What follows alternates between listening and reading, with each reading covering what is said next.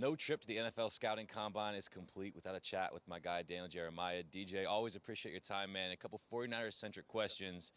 When you're looking at pass rushers, let's get outside of Bradley Chubb. We know he's the best. This team needs a pass rusher.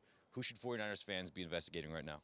Ooh, that's a great question. I mean, look, to me... Interior offensive line, another need, another similar question where we know the number one guy, it's Quentin Nelson. And so who else is there in that first-round mix, second-round mix? Yeah, let's go to that second round. And kind of late first and early second round, Isaiah Wynn from Georgia. Unfortunately, didn't get a chance to see him work out here because he's coming off of a shoulder. But he's a guy I loved on tape. He was great down at the Senior Bowl as well.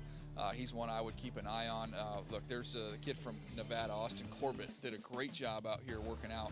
He's played tackle. He's going to kick inside to guard. I think he's probably in that second round range as well there. There's a really good group of interior offensive linemen, centers, guards. A guy like Billy Price, unfortunately, he tears his pec here on the bench, but he can play guard, he can play center, a really good player. Looking at wide receiver, I think at 9, maybe a little bit too early for a guy like Calvin Ridley or Cortland Sutton, Christian Kirk. So again, looking into that second and third round mix, even fourth round. Who's a dark horse? A couple guys that you like that maybe know what it's talking about right now.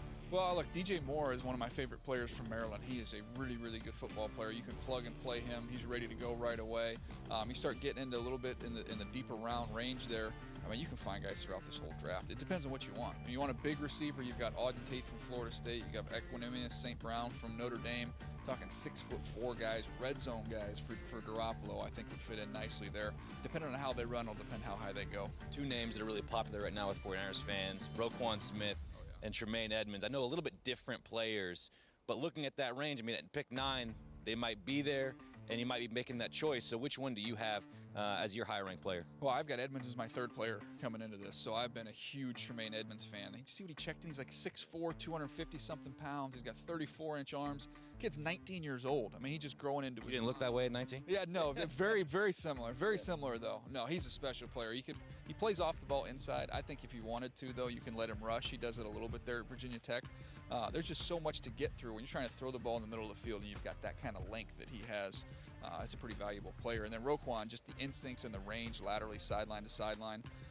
Had a buddy in the league said he reminded him of Vilma, and I thought, that's it. I've been trying to find the comp for him. Jonathan Vilma's a good one. DJ, every year we have this chat. We're talking quarterbacks. Yep. Now the 49ers finally have one. But I still want to know, it's a kind of a mixed bag this year in terms of pick your flavor. Who's your guy that you think's going, and how many do you think go in the top 10?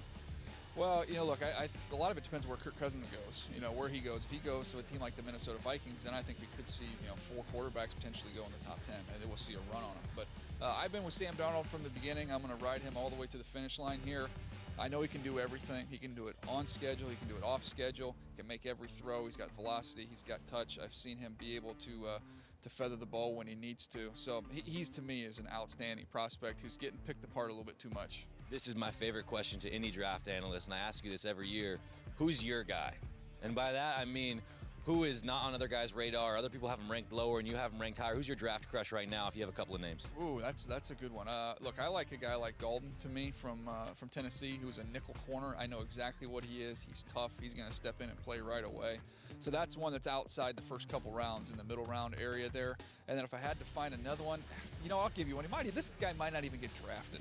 But Demaro Richard, the running back from ASU, he did not run well out here. I love it. Go deep in the Rolodex. He is like a 6th, 7th round / free agent. But if you think that you can't find guys there, go watch the Super Bowl last year and see what Corey Clement did as an undrafted rookie for the Eagles. So Matt Breida too in San Francisco. There you go. You can find these guys. They're out there. And so not a tester, but a good football player, Demaro Richard. Where are you at right now in your mock draft at now pick 9? Right now, gosh, I don't even know. Well, you just got the pick finalized now. Yeah. So none of the mock drafts before that even count. I think I had Edmonds. He'd be a great pick for the Niners. DJ, thanks so much, man. No problem.